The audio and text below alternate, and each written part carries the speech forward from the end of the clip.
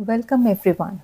Let us continue with our journey of nourishing our mind, body, and soul. All these three are interconnected with each other, so alignment is very, very important to make our life a happy, miraculous life. Whenever something goes wrong, our mood starts becoming low and we get stuck in the spiral of low moods, and a swarm of thoughts, negative thoughts, start flowing in our mind.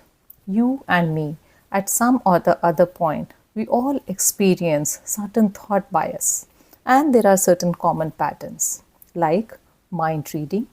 We start assuming that the other person is thinking negative about us whenever we do not get the expected call or attention from the other person. Number two, overgeneralization. If by accident we happen to do one thing wrong in the morning, we start thinking that nothing can go wrong, right in my life. Everything is haywired in my life. I'm good for nothing. Number three is egocentric thinking. We start generalizing that the other person, other people around you should have the same perspective, the same values. And if it doesn't resonate with us, we start feeling uncomfortable and start building negative relationship with other people. Number four is emotional reasoning. Whenever, because of certain failure or certain faltering, we happen to develop a negative feeling in ourselves, a swarm of negative thoughts start flowing within us. For example, in an exam, if we haven't written according to our expectation, the emotion we feel is, I have failed in my exam and I'm a failure in my life. I can't do anything right. Our brain stops thinking on the other side that when there is any other possibility in future. Number five is must and should. That is a life of a perfectionist. We start thinking that I should behave in a certain manner. I should comply with these kind of expectations, X, Y, Z. Whenever this kind of thinking is there, we always perform under the stress to come up to the expectations of the environment around us. Last but not the least is extreme thinking, which is all or nothing. That kind of extreme attitude never gives us a satisfaction, and if at any point if we do not happen to perform 100%, then we start getting into that failure mode, that I'm a failure in my life. That again is a stress, and as it is, nothing in life is 100% perfect, neither it is required. 80-20 rule is always the best in all aspects of life. Now what to do whenever you start getting yourself in this kind of a negative spiral and negative low mood? How you can set it right? Number one, first of all, we should understand, we should be aware of, we should be cognizant about what's going wrong with me. Are there certain negative thoughts which are creeping in my mind, which are responsible for my low mood?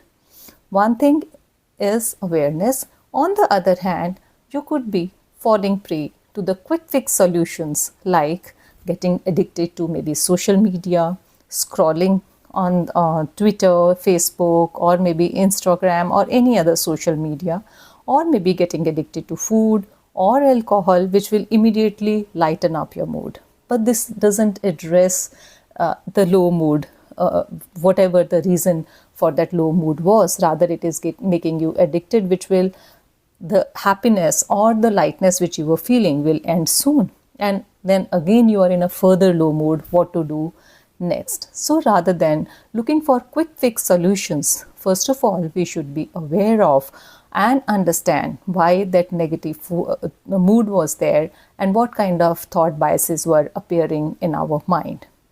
So for that, we should be metacognizant about our thoughts, which are thoughts about our thoughts. Have a bird eye view of your thoughts. Step aside, sit on the fence, spend some time and think why those certain thoughts were there in your mind. The moment you become aware of your thoughts, part of your problem has already been addressed. Because when you see from a distance, you will see half of the thoughts, not half, rather 80% of the thoughts were really useless, which were related to your past experiences. You start linking it wherever something faltered or something wrong has gone in your past life. So we need not do that. Instead, we should think in a more positive manner. What next? What more we could do it? Or you come into a responding mode rather than a reacting mode.